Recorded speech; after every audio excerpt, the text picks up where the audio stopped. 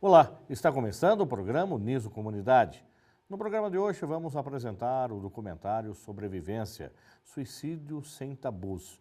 E vamos receber a coordenadora do curso de Psicologia da Uniso, doutora Silvia Labrunetti, para falar também sobre o assunto. Lembrando que agora o programa está em alta resolução, em Full HD. Está no ar o Uniso Comunidade.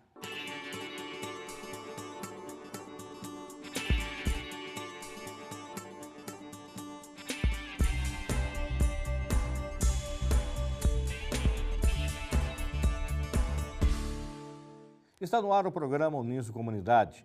Hoje o programa é um alerta a toda a sociedade. Vamos falar sobre o suicídio. Nesse bloco, vamos assistir ao documentário Sobrevivência, Suicídio Sem Tabus, que foi produzido em 2015 pelos alunos de jornalismo como trabalho de conclusão de curso. Ele retrata o suicídio através de várias perspectivas, como a filosofia, a psiquiatria e também os motivos pessoais que levam as pessoas a cometerem essa conduta. O vídeo é construído através de narrativas que tiveram suas vidas afetadas de alguma forma pelo suicídio. Acompanhe. Eu, se pudesse ter escolhido, eu não nasceria. Eles não querem morrer, eles querem terminar com um sofrimento que na visão deles é interminável, inescapável e insuportável. Aí eu falei, tchau filho, ele falou, tchau mãe, vai com Deus. Foi a última palavra dele.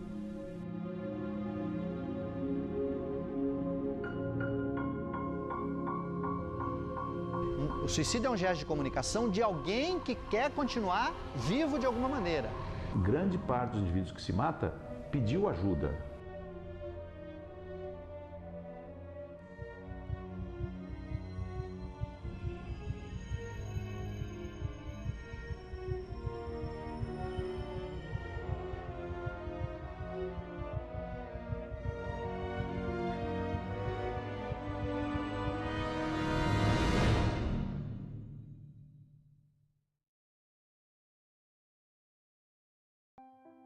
O Paulo Henrique Bernose, ele era um menino muito atencioso, amoroso, muito família, muito amado. Né? Eu vou tentar não chorar, porque eu tô falando de um filho, né? Um filho desejado. Eu tive as duas meninas e depois planejei para ter ele. Aí tive meu filho, moleque, né? Safado, gostava de brincadeira, brincava aqui no salão, corria para lá, para cá, de pipa, para lá, para cá, né? Sempre era o melhor aluno da classe. Nunca tive problema com ele assim de chegar, eu quero falar com a senhora porque o Paulinho fez isso, porque o Paulinho fez aquilo. Ele foi o caçula, né? Então ele era o nosso bibelô. Então assim, a gente não gostava de brigar, mas eu e ele tinha um temperamento forte. Então a gente se explodia, mas logo já fazia amizade, já conversava, já brincava, um não dormia de birra com o outro. Se você precisasse dele, ele estava ali. Então ele era um amigão mesmo. Quando eu tinha 13 anos, os meus pais se separaram. Do nada, eles chegam com a bomba, a gente vai se separar. E eu não entendi aquilo e tal. E assim, a partir daquele momento, eu me tornei uma pessoa totalmente diferente. Porque comecei a ficar depressiva. E aí a minha mãe, em vez de me levar no psicólogo, ela começou a me dar antidepressivo por conta. Enfim, e aí eu comecei a namorar.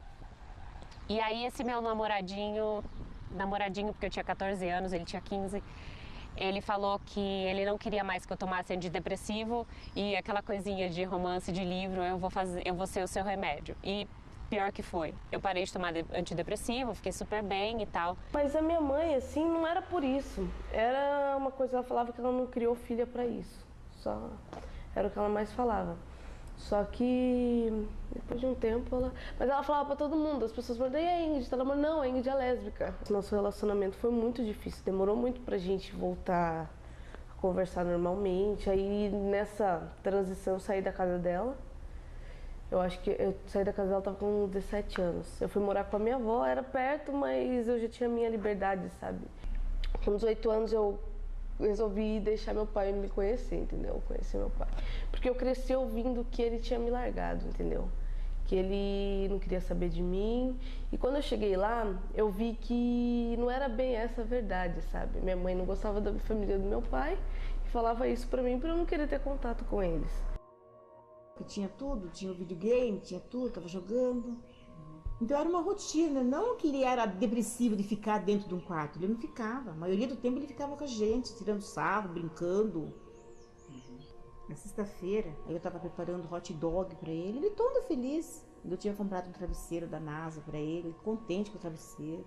Ele sentou do jeito que você tava, assim, numa cadeira, assim, pôs o travesseiro, olhou algo no Facebook, ligou lá, tava com o celular dele, e ele deu risada e falou, nossa mãe, tem gente que coloca cada coisa sem nexos no Face, e deu risada e desceu. Aí ele desceu, entrou pro quarto, daí eu saí para ir pra igreja, era umas 10:07. Aí eu falei, tchau filho, a mãe tá indo. Aí fui pra igreja. Daí eu fui sossegada, fui tranquila, porque ele tava normal. Esperando que a hora que eu chegasse, a gente ia jantar junto pro fim. Eu tenho uma quedinha pelas coisas ruins. Eu costumo olhar mais, tipo o copo meio vazio e meio cheio. O meu tá sempre meio vazio.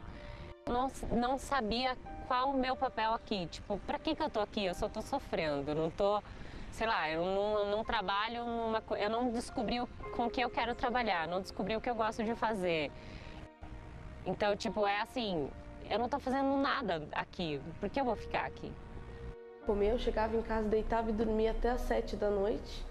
7 da noite eu levantava, tomava banho. Às vezes eu comia, às vezes não. Deitava e dormia de novo. Só que aí chegava a noite e eu tinha muito pesadelo, então eu já não dormia muito bem.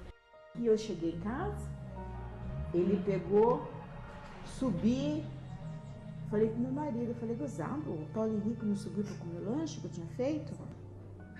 Aí eu falei pra ele, eu falei, tem alguma coisa estranha. Daí que meu marido falou, às vezes ele saiu, né, e não quis, né, e não quis falar nada, não quis avisar você, ele já tem 19 anos, começou a falar pra mim assim. Daí eu fiquei meio assim, começou a me dar uma aflição, mas eu fiquei assim, falando, não, ele tá com a Agatha, né? E na hora que eu parei o carro e eu vi a minha mãe, na hora eu já pensei que alguma coisa aconteceu, né? Porque eu parei o carro ali e eu vi ela assim desesperada, falei, alguma coisa aconteceu. Aí até que na hora que eu abri o portão, né, ela falou assim, Agatha, você tá com o Paulinho? Eu falei, não tô, mãe, eu nem falei com ele hoje.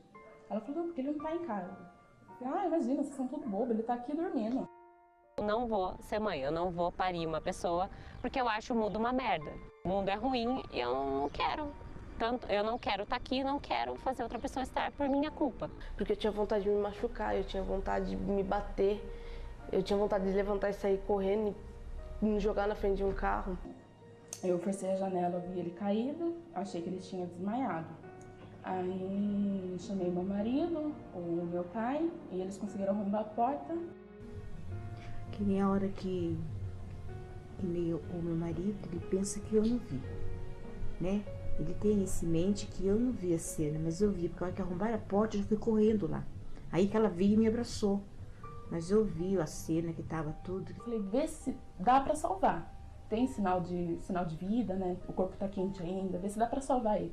Aí ele falou assim, não, Agatha, tá gelado já. Aí que foi desesperador. Desculpa. Porque a gente não sabia mais o que fazer.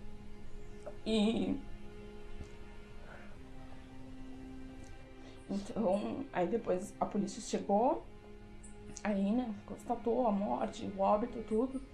Aí ajudaram amigos, familiares, todo mundo aqui ajudando a gente. E a burocracia, que é terrível, porque na hora que isso acontece, eu acho que o que a gente mais quer não é se livrar daquilo, mas era tirar o corpo dali, porque tava trazendo mais pesar, né, pra todo mundo. Eu vi ele naquela situação, eu saí correndo, porque eu não tive coragem. Porque eu achava que tinha acabado de acontecer. Entendeu? Então eu falei, acho que acabou de acontecer, ainda dá tempo, né? Até que ainda tiraram ele, cortaram a cinta, né? Tiraram ele de lá, colocaram ele na cama, tudo. Pra tirar aquela imagem da gente, né? Mas foi uma coisa muito desesperosa, uma coisa que a gente achava assim que ia acontecer muito longe da gente, não na família da gente. Eu passava a madrugada inteira pesquisando sobre isso, pesquisando, falando, eu cheguei a conversar com acho que uma ou duas pessoas, não me lembro bem, que tinham tentado se matar injetando cândida na veia, água sanitária na veia, e falava, viu, não faça isso, porque eu fiquei muito mal. E depois foi aquele negócio, eu tive que ver os meus parentes no hospital olhando pra mim, tipo, como é que você fez um negócio idiota desse? Esperando o trem, eu me imaginava correndo, pulando e é uma coisa assim que parece que tá te tentando, sabe? Aquela coisa de filme, é uma coisa de filme que parece que tem um diabinho te tentando, faz isso, faz isso, faz isso. E aí eu amarrei um fio de cetim no meu pescoço bem apertado, idiota. Enfiei uma sacolinha na cabeça, tomei 2 comprimidos de... Como é que fala pra dormir? Eu peguei todos os remédios que eu encontrei no meu quarto. Eu peguei, tipo, tinha remédio de cabeça, tinha um monte de remédio. Aí eu peguei um punhado, peguei e virei o meu antidepressivo, que na época vinha num potinho, agora é diferente. Eu virei assim na minha mão e eu peguei, coloquei tudo e tomei o uísque por cima. E aí eu comecei a tremer bastante e eu peguei e deitei. Pra mim, a única coisa que ia me livrar de tudo era me matar. Porque eu não aguentava mais, tipo, entrar, não ter controle sobre mim, eu ficava desesperada, eu queria, sei lá, eu já pensei, pegava a faca na mão e pensava em como que ia fazer isso de uma maneira que eu aguentasse me matar, entendeu? É aquela coisa do por que ele não ligou pra gente, ou se ele pediu socorro, né? Aí você fica com aquela sensação ali, onde você errou, o que você fez, ou o que você não fez, ou o que você deveria ter feito. Teve 2 amigos nos últimos 2 anos, 2 amigos que fizeram a mesma coisa. Uma amiga dele e o namorado de uma outra amiga, que também fez, se enforcou. E ele, tipo, ele ficou revoltado, né? Ele falou, achava que isso era absurdo. Nossa, quando a amiga dele lá em cima que se enforcou, há 1 ano atrás, nossa, você viu o desespero desse menino. Mãe, por que ela era tão linda, mãe, com 18 anos, na flor da idade? Mãe, por que ela não veio conversar comigo? Como que ele falava pra mim? Que não tinha problema, que não podia ser resolvido. Tava tudo numa boa, aí vai acontecer isso. Só que tempos atrás, nessas épocas que eu fiquei separada, o meu marido tentou suicídio.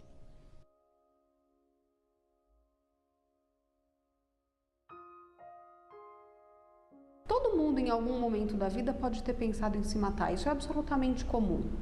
Agora, desse pensamento virar um plano e desse plano virar uma tentativa, tem uma grande diferença. O suicídio está associado à doença na enorme maioria das vezes. Então, suicídio, para mais de 95% dos que conseguem atingir o suicídio, não é um ato independente, lúcido de quem tem o total domínio da sua existência. Em geral, esse ato é estimulado ou provocado por um pensamento distorcido causado por uma doença. A depressão distorce a maneira de ler o mundo, a maneira de ler o futuro, a maneira de interpretar o passado. O deprimido grave, ele só vê dificuldade para frente, ele só vê culpa e erro no passado. A existência dele, o atual dele, é completamente desprazerosa. Ele não tem gosto de viver as coisas que ele gostava, ele perde o prazer. Existem sinais de alerta, o que não quer dizer que a gente possa prever todos os suicídios. Mas quando a pessoa começa a se isolar, começa a fazer um aumento de uso de álcool ou drogas, você percebe que ela está desesperançosa ou que ela apresenta sintomas de depressão e ela começa a falar muitas vezes: ah, logo eu não vou estar mais aqui, logo tudo vai acabar, eu vou dar um jeito nisso. São alguns sinais verbais. Desconfiando, perguntar. Porque o grande mito é que quem fala não faz ou que não se deve perguntar. Quando a gente pergunta para alguém que está pensando em se matar, se ele está pensando, isso pode ser a janela que ele precisa para ajuda. Muito pelo contrário do que as pessoas acham que pode fazer com que ele tenha uma ideia.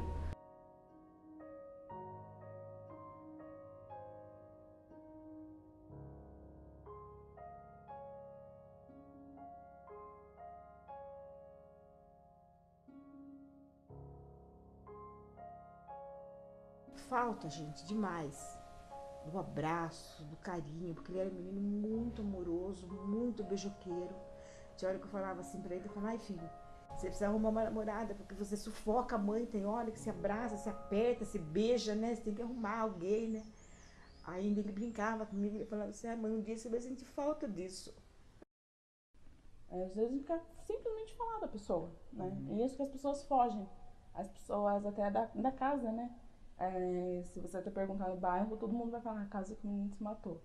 E às vezes a pessoa chega perto, a gente começa a conversar, a pessoa já sai de perto, sabe? Parece que não gosta de conversar.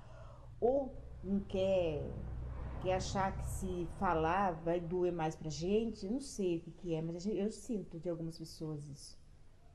Como que você previne qualquer outra doença? Diabetes, a dengue, que assumiu índices alarmantes. Você previne com informação. Como é que você pode fazer prevenção se é proibido falar sobre? Falta uma cultura de poder falar. Com esses grandes mitos de que, primeiro, a imprensa não pode falar sobre o assunto e que não se deve falar sobre suicídio, isso não ajuda na prevenção. O simples fato de uma pessoa comum, uma pessoa do povo se suicidar, não é uma notícia relevante. Não é algo que deva ser noticiado ou explorado. A ideia é contagiosa, né? Existem certas situações em que uma ideia pode ser contagiosa, a ideia do suicídio, por exemplo. Até porque foram feitas inúmeras pesquisas, né, ao longo do século XX, principalmente nos Estados Unidos, que sempre associavam a publicação de uma manchete envolvendo suicídio com um aumento estatístico dos casos no mês seguinte, nas semanas subsequentes. Então, acho que esse tipo de responsabilidade a gente tem que ter em mente sempre que noticia, mas não de maneira nenhuma negligenciar o tema, né? Assim como a gente discute o aumento de mortes no trânsito, o aumento de mortes por homicídio, né? Também tem as matérias analíticas, né, que procura analisar o tema suicídio. Falar sobre suicídio tecnicamente, falar sobre suicídio associado a um sofrimento, falar sobre suicídio como consequência de uma doença, mais essa parte pedagógica, educativa, pode ajudar muita gente que está passando por momentos muito ruins. Porque a morte é um tabu, não é só o suicídio, a gente começa pela morte, as pessoas não falam sobre morte. E o suicídio, eu diria que é o maior tabu dentro da morte. Na nossa sociedade, o tabu, ele não é uma coisa sagrada, mágica, igual era na sociedade primitiva, mas ele é algo incompreensível. E além de ser incompreensível, ele é algo que, se feito, transgride alguma coisa que não pode ser transgredida. Então, ele é completamente proibido. Quando você leva isso, então, o tabu da morte para o suicídio, né? O suicídio se torna um tabu também, por quê? Porque ele é a concretização mais violenta, não para quem se mata, mas para quem está na sociedade. Os meus pais, eles nunca foram de acreditar em psicólogo e tal, então meu pai eu já ouvi da boca do meu pai, tipo, eu falo, pai, não fale assim de tal pessoa, às vezes ele tá mal, vai se matar por causa disso. Que se matar é a coisa mais idiota. Aí minha mãe foi conversar comigo, brigou um monte comigo, falou que se eu continuasse, só que assim, ela falou que se eu continuasse com isso, ela ia me dar uma surra, mas é uma coisa que não ia adiantar, mas nem ela não sabia lidar com isso, até hoje ela não sabe, porque para ela isso é frescura. A família atribui a um defeito moral ou a uma falta de garra, o que na realidade é uma doença. Então, não adianta você dar bronca numa doença. Um diz que é falta de fé, um diz que é falta de garra, um diz que é falta de homem, que é uma crueldade, é um absurdo técnico, um absurdo científico, mas que todo mundo tem na manga do colete um conselho para dar para o deprimido. Se acha na autoridade ou na competência de dizer o que o deprimido deve fazer. Eu não sei se eu teria coragem de subir num lugar muito alto e me jogar. Primeiro que eu tenho medo de não morrer e ficar, né, toda quebrada. Mas assim, eu acho que que teria que ter essa primeira tentativa de, não vai dar certo, mas alguém tem que saber que isso aconteceu para saber do que eu estou precisando. Esse processo de despersonificação, ou seja, ninguém é nada, o sujeito é um número, é um objeto na sociedade, ele é um ninguém mesmo na sociedade, e isso acontece com muita força. Então, para você se sentir como não sujeito é muito fácil. O cidadão comum, ele também tem uma pressão do dia a dia, de produzir, de contentar o pai, de contentar a mãe, de contentar o patrão. Então essa pressão social que ele sofre no dia a dia é uma pressão muito grande e que leva ele então a produzir esse gesto de comunicação e de dizer, eu preciso denunciar o que está acontecendo. Uma coisa mínima que aconteceu, aparentemente mínima, né? Ele pega e dá um tiro. Aí o cara fala, mas só por isso? Peraí, não é bem só por isso. Tem muita coisa que foi acumulando. Que o suicídio é uma denúncia social. Então o suicídio não é um ato isolado. A gente tira essa concepção de isolamento para dizer que o suicídio acontece dentro da sociedade, acontece para provocar a sociedade, acontece para provocar o Estado. Os números são muito provocativos e denuncia demais a falência social. Denuncia a família, denuncia a religião, denuncia o Estado, denuncia insatisfações espirituais, emocionais, psíquicas, enfim, os desejos da carne, os desejos do cérebro, os desejos do coração, todos os desejos foram frustrados para o indivíduo chegar a esse ponto. A gente às vezes pensa que suicídio político é o suicídio de Getúlio Vargas, pegando a história do Brasil. O Getúlio Vargas cometeu um suicídio político. Não, todo suicídio, ele é um gesto de comunicação, ele acontece dentro da sociedade e ele tem um questionamento político. Por que questionamento político? Porque se ele questiona a família, se ele questiona a religião, se ele questiona a sociedade, se ele questiona o Estado, você quer ser mais político do que isso? Né? Ele questiona todas as mediações sociais. Então, a grande pergunta que a gente pode fazer é assim, qual é o sentido da vida? E aí as pessoas falam, qual é o sentido da vida? O sentido da vida não é nenhum. Né? Vamos dizer claramente, qual é o sentido da vida? Não é nenhum. Se você quer brigar com o sentido da vida e querer entender, você vai ter que entrar em filosofia e teologia. Não há sentido para existir, naturalmente não há sentido para existir, né? O sentido só aparece na cultura, só aparece nesse artifício, que é a cultura. Tudo é feito para não se tomar consciência da própria situação de não sentido da existência. O não sentido da existência, obviamente, está, vamos fechar um pouco nesse sentido, está na morte. A morte é o não sentido da existência. Tudo que você faz desaparece assim que você morre. A vida é levada até o fim para nada. Essa é a tomada de consciência. A Igreja Católica, na sua visão, ela sempre defenderá a vida. Então, todo mundo que atenta à vida é lastimável, né? Diríamos assim. Seria uma situação para ser repensada com os valores que nós temos hoje. E antigamente se tinha um fundamentalismo, né? Se olhava só com um olhar que era contra a vontade de Deus, segundo o julgamento da Igreja. Então, o sujeito que cometia o suicídio, ele estava tentando contra a vida, que era um dom que tinha dado, que Deus tinha dado a ele. Então, lógico, pensava que era possessão demoníaca.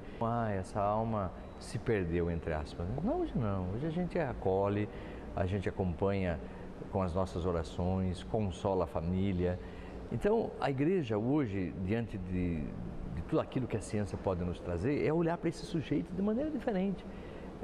Valorizando e fazendo com que ele compreenda o seu dinamismo existencial. Mas e para aquele que já cometeu o suicídio? Será que ele está desamparado pela lei divina? Não está, que Deus não desampara ninguém. Ele vai ter várias reencarnações para resgatar isso, para corrigir isso. O suicídio é vamos dizer assim, uma atitude drástica, difícil, que vai gerar consequências difíceis para o espírito, né? Que ele vai passar por momentos de sofrimento, provavelmente decorrentes daquele ato, em relação àquele ato, poderá reencarnar com as dificuldades daquele ato, mas ele não estará desamparado da lei divina. Primeiramente, Assalamu alaikum, que a paz esteja convosco. No Alcorão fala o seguinte versículo, no 4º capítulo: Olá taqtulu anfusakum. Não tirem a vida de vós mesmos. Essa vida ela é passageira. Todos nós estamos aqui no momento de nossas vidas. Esse mundo é um mundo de testes. É a nossa fase que nós vamos lucrar ou perder com uma vida eterna. E tirar a vida é como fosse a pessoa não... Tirar a própria vida, o suicídio, como a pessoa não estiver satisfeito com aquilo que Deus mandou de teste para você.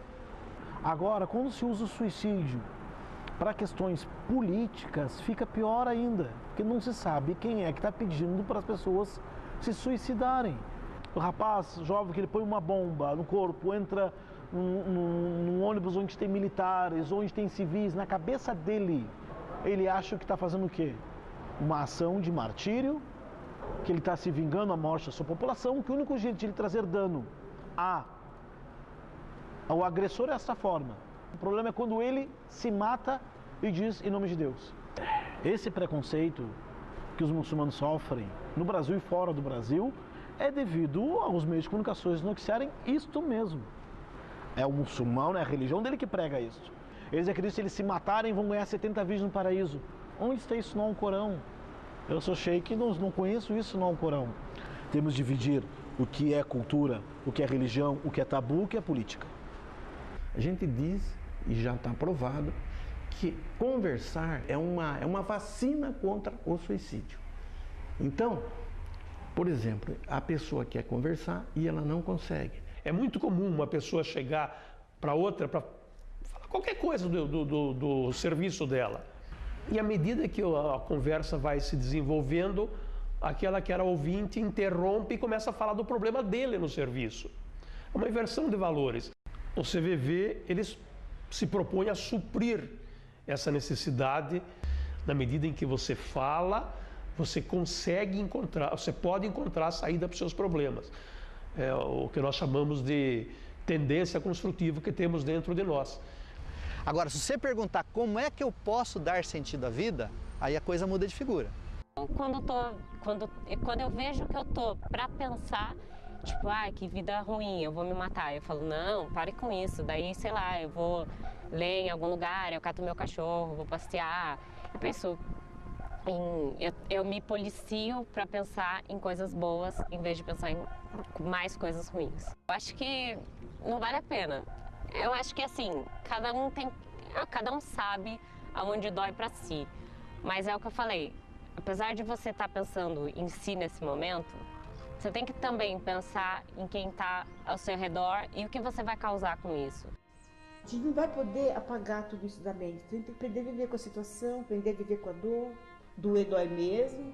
Não adianta você chegar na pessoa e falar, vai, calma, vai acabar, vai passar, amanhã vai estar melhor. Não tá. Você tem que seguir, você está viva ainda. Você ainda tem uma meta para cumprir, você tem os filhos para criar, tem neto para cuidar. Entendeu? Não pode parar nisso, a gente tem que continuar a vida da gente. Primeiro você tem que aceitar que você tem um problema, aceitar que você precisa de ajuda, porque eu acho que essa é a pior parte. Eu tenho outras pessoas que se preocupam comigo, que gostam de mim e eu consigo ver isso. Antes do tratamento eu não via, pra mim ninguém se importava. Não é só mais por mim que eu vivo, entendeu? Tem um pouco de mim em cada um, entendeu? Então é um motivo a mais para você procurar tratamento, para você se cuidar. Hoje em dia eu penso, imagina se eu tivesse feito alguma coisa, eu não teria visto a minha irmã nascer, eu não teria encontrado a pessoa incrível que eu tô hoje. Nós todos somos suicidandos, todos nós. Nós estamos em terra, mas já estamos nos matando uns aos outros. Hoje a gente diz assim, eu sou teu assassino, você é meu assassino, e ao mesmo tempo eu sou assassino de mim mesmo, você é assassino de você mesmo. Olha que loucura que nós vivemos. Nós abrimos mão da nossa existência maior em função da vida que nós levamos no cotidiano, pelo ar que respiramos, que nós produzimos através dos carros. Então a vida tóxica é porque nós se alimentamos daquilo que nos mata. É o querer a vida sem sentido. O querer a vida mesmo sem sentido. O querer justamente por ela não ter sentido. A vida vale a pena, tem muita coisa ainda para acontecer.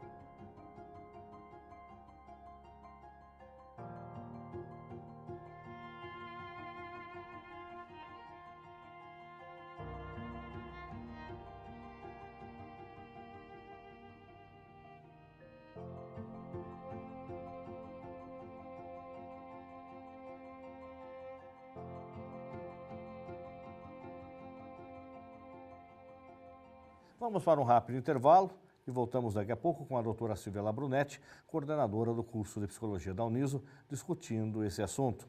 Não saia daí.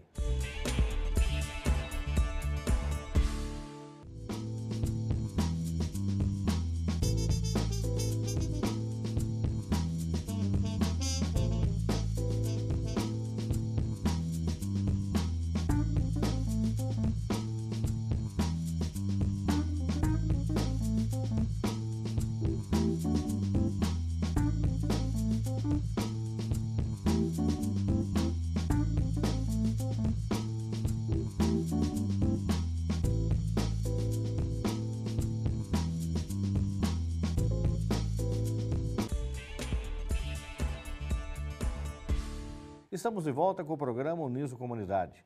No bloco anterior, exibimos o documentário Sobrevivência, Suicídio Sem Tabu, que contou as histórias de pessoas que tiveram a vida afetada pelo suicídio. E nesse bloco, estou com a coordenadora do curso de Psicologia, doutora Silvia Labrunetti, que vai bater um papo conosco sobre esse assunto. Doutora Silvia, muito obrigada pela sua presença. A gente percebe nesse documentário as famílias que foram afetadas pelo suicídio. Ou seja, aí vem uma questão que eu acho que é primordial. A família consegue perceber o potencial suicida, quer seja do filho, da esposa, do marido, de uma pessoa próxima que está convivendo no dia a dia e de repente comete tal ato e ninguém acredita que aquilo pode ter acontecido porque parece que não tive sinais, eu não percebi. E outra coisa, a gente percebe que a família se culpa porque ela não viu, ela não notou. Nós temos sinais de que a pessoa está numa depressão, e se é que a depressão leva ao suicídio, ou outra coisa que possa levar ao suicídio? Eu queria agradecer primeiro o convite. A questão do suicídio, quando a gente fala de sinais, né? Existem sinais, mas são sinais que talvez um profissional da área consiga identificar melhor e aí por isso não é motivo de culpa entre os familiares, né? Porque muitas vezes os familiares têm uma sensação de negligência, né? De que poderiam ter feito alguma coisa. E isso também é natural no ser humano quando existe qualquer perda, né? Quando existe um suicídio, essa sensação fica um pouco mais fortalecida, vamos dizer assim, e aí gera uma série de outras angústias e mobiliza muito a dinâmica familiar inteira, né? Mas quando a gente pensa nos sinais, em alguns casos, infelizmente, não é possível ver muitos sinais. Algumas pessoas são muito fechadas, por exemplo, e isso é visto como traço da personalidade dela. O que também causa uma série de dificuldades, muitas vezes, porque as pessoas também começam a imaginar que todo mundo que é muito fechado é um suicida em potencial, que também está errado, vamos dizer assim. O sinal que a gente pode perceber em um familiar, principalmente em um adolescente, é uma mudança muito brusca no comportamento, né? Assim, uma maneira de ser que está muito diferente do que costuma acontecer. E aí a gente entra em uma questão muito delicada, porque naturalmente o adolescente passa por uma situação assim. A adolescência normal, vamos dizer assim, ela é constituída por essa característica. Então, muitas vezes eu vejo assim que é um tema que é muito importante da gente conversar, principalmente nesse sentido de que realmente é um tabu em algumas famílias, mas, por outro lado, ele se tornou um modismo nos últimos tempos, que eu também acho preocupante, porque quando a gente pensa que adolescente, em geral, fica mais introspectivo, se fecha um pouco, justamente por uma questão de se reorganizar para estruturar uma personalidade adulta, aí a gente vê hoje em dia muitos pais muito assustados com adolescentes que estão bem, né? Então, é uma situação muito complexa e, em alguns casos, a gente consegue detectar sinais e aí, quando a gente detecta sinais num atendimento, aí a primeira coisa que a gente faz, como psicólogo, é avisar a família e pedir para a família tirar a chave da porta, evitar materiais que possam que possam ser perigosos, enfim. Aí como é que fica a questão da ética profissional quando, em tese, um paciente que vai procurar um psicólogo, ele não tem revelado que ele conta ao psicólogo que as suas angústias, enfim, as suas insatisfações, as suas alegrias até. Mas como é que fica numa situação dessa? Cabe ao psicólogo quebrar esta regra ou faz parte do atendimento, quando ele está falando com o adolescente, comunicar aos pais que isso eventualmente poderá acontecer? Olha, quando a gente percebe que existe um risco real, porque muitas vezes, e aí é um preparo técnico do psicólogo identificar esse risco real. A gente tem como obrigação falar para o paciente, olha, eu não vou permitir que você fique sozinho com isso, até porque, eticamente, fica uma responsabilidade muito grande para o psicólogo, e aí você tem que primeiro avisar o paciente de que você vai entrar em contato com a família, porque aí a questão ética, ela, vamos dizer, o que a gente precisa cuidar eticamente é não fazer isso sem o paciente saber, né? Então, você tem que ter clareza e dizer, ó, eu vou chamar os seus familiares. A gente não precisa necessariamente entrar em detalhes sobre as razões, aí eticamente a gente preserva o paciente, mas em dizer, vou alertar seus familiares porque acho perigoso você ficar sozinho, então vou dizer para as pessoas em volta de você me ajudarem a cuidar de você. É mais ou menos essa postura, mas a gente não pode aí deixar isso só entre o paciente e o psicólogo, né? A gente teve recentemente aquela situação da baleia azul, que era um jogo e que no final desse jogo, era um jogo internacional, que no final do jogo aquela pessoa que jogava se matava. Tá? Porque ou ela se matava ou os membros de sua família estavam sendo ameaçados de morte. Agora, o que levava, não sei se esse jogo ainda está em evidência, como esteve há um tempo atrás, uma vez que surgiu com uma certa frequência na mídia, entrar num jogo desse, que ou eu morro ou os meus pais morrem. O que leva a pessoa a brincar com isso? Também tem aquele que vai pelo desafio do tipo, eu não me mato e também você não mata ninguém da minha família. Eu vejo que o maior problema do jogo Baleia Azul, que ainda existem alguns casos, teve um momento que explodiram mais casos, né, de suicídio, mas acho que o alerta à população, as pessoas começaram a ter mais conhecimento de que era alguma coisa perigosa, enfim. Mas é justamente o desafio que seduz muito o adolescente, que de alguma maneira tem uma sensação de que ele é imortal, né? O adolescente tem uma fantasia de que ele é muito mais forte, de que ele é mais poderoso, ele está numa fase onde isso é importante, e eu vejo o jogo como um mecanismo assim, muito sedutor para esse perfil. Agora, não vejo o jogo como o grande problema, eu vejo mais o problema de um adolescente que está sozinho, sem respaldo, sem uma fiscalização, vamos dizer, educativa em volta. Eu acho que o grande problema que a gente tem hoje na educação de crianças e adolescentes é a ausência dos pais e isso sim abre brecha para uma série de outros problemas, não só esse tipo de jogo. É responsabilidade, sim, sua pais, sua mãe, a educação do seu filho. Sim. Não dá para terceirizar. Não dá para deixar na escola o dia inteiro, depois nem no inglês, depois no judô, depois no karatê, depois, enfim, fazer outras atividades e aí internet livre e à vontade, a hora que você quiser, inclusive aí passa a madrugada inteira acordado na internet. Não pode, é responsabilidade sim dos pais. Sim, sim. Sem dúvida a responsabilidade dos pais na questão da educação, ela está ficando mais estreita quando a gente pensa na possibilidade que os jovens têm hoje de acesso à informação e uma informação interativa, né? Porque há um tempo atrás, algumas décadas atrás, já se falava do problema dos filhos serem educados pela televisão.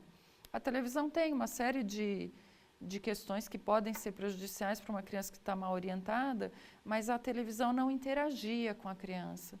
Então, hoje, o cuidado deve ser maior nesse sentido e os pais que estão atentos, e aí não é a ideia de proibir também, né? Porque eu vejo muitas vezes os pais dizendo que que é impossível, que não tem controle, né? E isso é uma questão muito mais relacional, de dificuldade de relacionamento com os filhos e muitas vezes de entrar no mundo deles.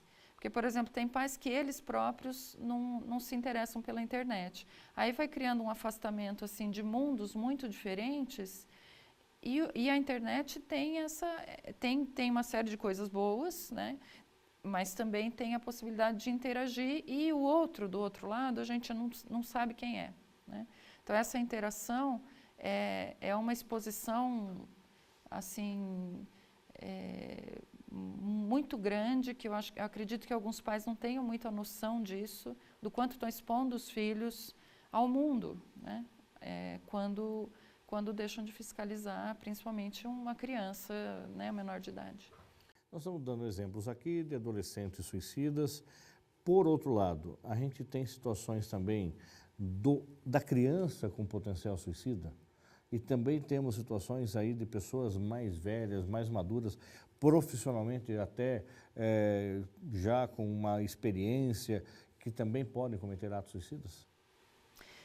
Assim, falando mais profundamente sobre potencial suicida, o potencial suicida, eu não gosto muito desse termo no sentido de que se a gente parar para analisar, todo mundo tem um potencial suicida, porque ninguém sabe qual é o próprio limite, né?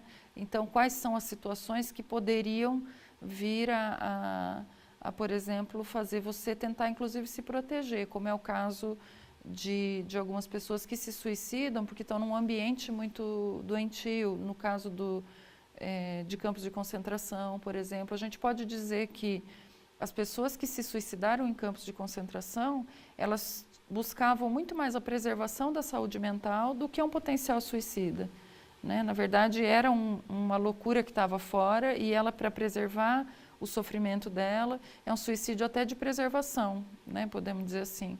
Então, é um tema muito complexo e é muito difícil a gente generalizar. O que a gente pode dizer é que, para acontecer um suicídio, existe sempre a sensação no indivíduo de estar sem saída, né? E de não ter recursos egóicos.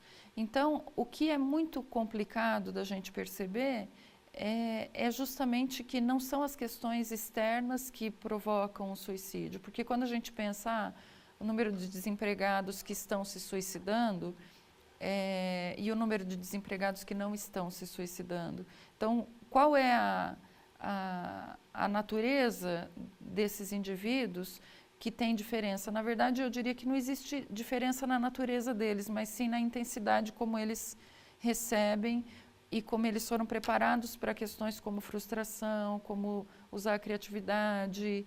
E aí é uma questão de saúde mental que é muito individual, né? Nós temos situações também, não temos os dados aqui, mas, por exemplo, até militares que cometem suicídio, existe isso também, quer dizer, que um militar que de repente tem um treinamento, tem uma capacitação, é um profissional que está a serviço do outro e chega uma hora que ele fica insatisfeito com a vida, insatisfeito com a conduta dele e acaba cometendo também suicídio? No caso dos militares, eu posso dizer assim, de uma maneira mais geral, que muitas vezes esse tipo de personalidade é uma personalidade muito rígida consigo mesmo, né? Então, essa rigidez consigo mesmo vai inflexibilizando, vamos dizer assim, a possibilidade de ele aceitar novidades na própria imagem. Então, quanto mais rígido a pessoa se coloca e mais formatado, mais difícil vai ser para ele sair daquilo em uma situação onde ele se vê tendo que deixar esse formato de lado.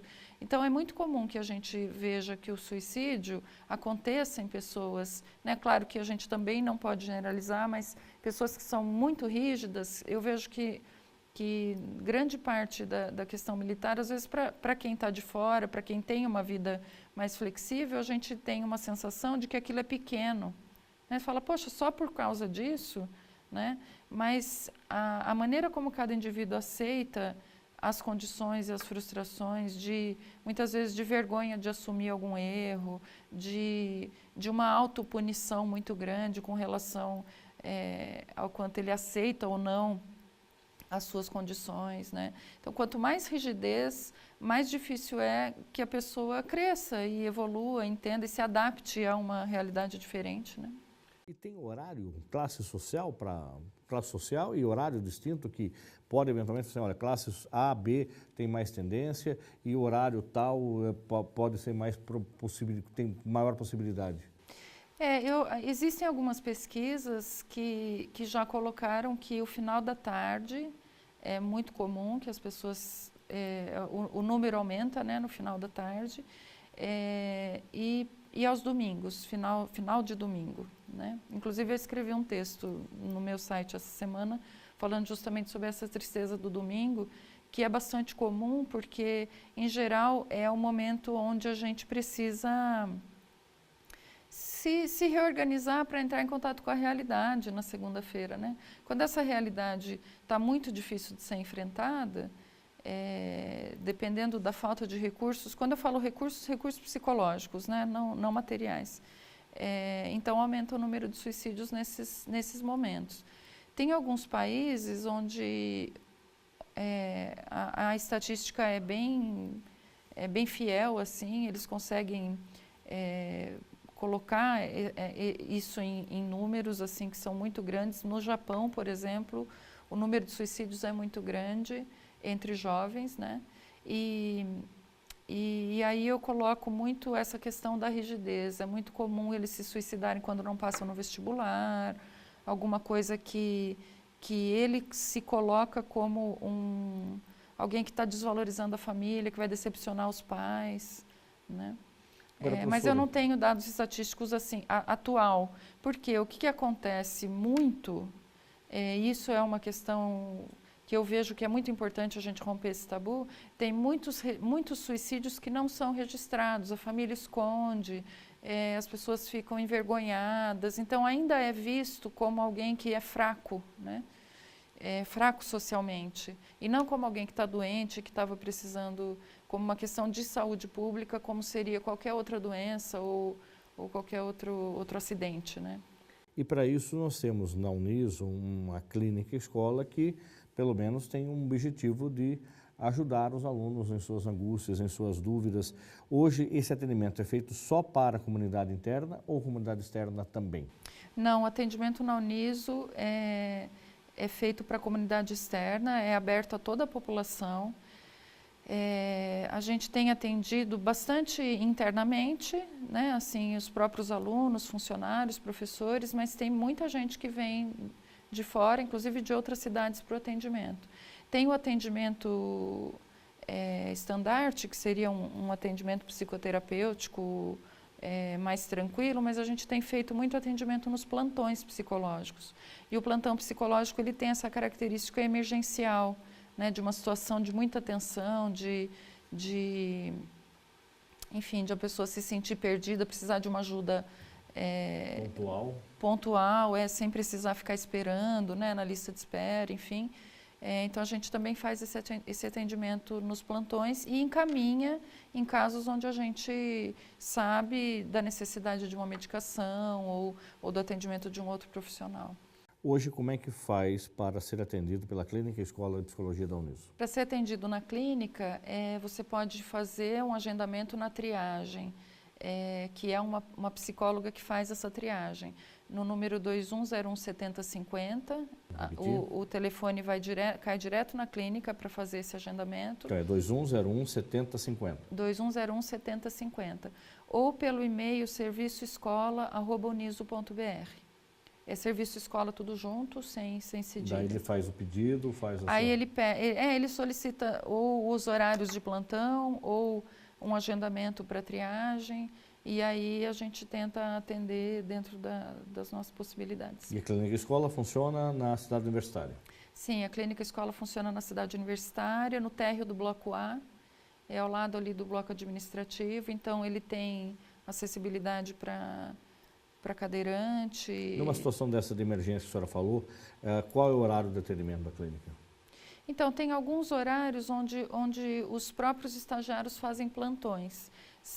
Alguns dias são no período da manhã e outros dias no período da noite. Como esse atendimento por exemplo, alguém que chega no atendimento do plantão porque está numa crise, enfim, esse aluno fica responsável para atendê-lo durante 5 semanas. Então, esses horários variam.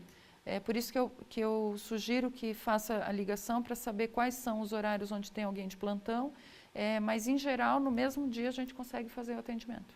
Muito obrigado, doutora Silvia Brunetti, pela sua participação. Sucesso para a senhora nesse trabalho que a senhora desenvolve e, mais do que nunca, deixar a clínica à disposição da comunidade. Sim, eu é que agradeço, eu fico à disposição para entrar em contato comigo também. Esse tipo de tema é um tema que gera uma série de dúvidas e eu gostaria de parabenizar, inclusive, a equipe de jornalismo, vocês, né, aqui da Uniso, porque é uma temática que realmente precisa ir cada vez mais para a mídia, de uma maneira esclarecedora e não perturbadora como tem sido, né, assim, para assustar a população. A senhora tem um site, inclusive, que a senhora falou do seu artigo. Como é que é o site da senhora? Eu tenho um site que é o silvialabrunetti.com. Ele é recente, mas a gente tem colocado algumas reflexões, algumas postagens com relação a questões do cotidiano, né, que afligem as pessoas, enfim. E, além disso, ele está vinculado à página Psicanálise e Outras Reflexões. É uma página no Facebook que já tem 5 anos e a gente está ampliando um pouco esse projeto agora. Obrigado mais uma vez, doutora Silvia. O programa Uniso Comunidade fica por aqui. Se você tiver alguma sugestão para o programa, envie para a nossa página no Facebook. Curta lá, Uniso Comunidade. E você pode rever todos os programas que já foram ao ar no nosso canal no YouTube, é a TV Uniso. Agradecemos a sua audiência e até o próximo programa. Até lá!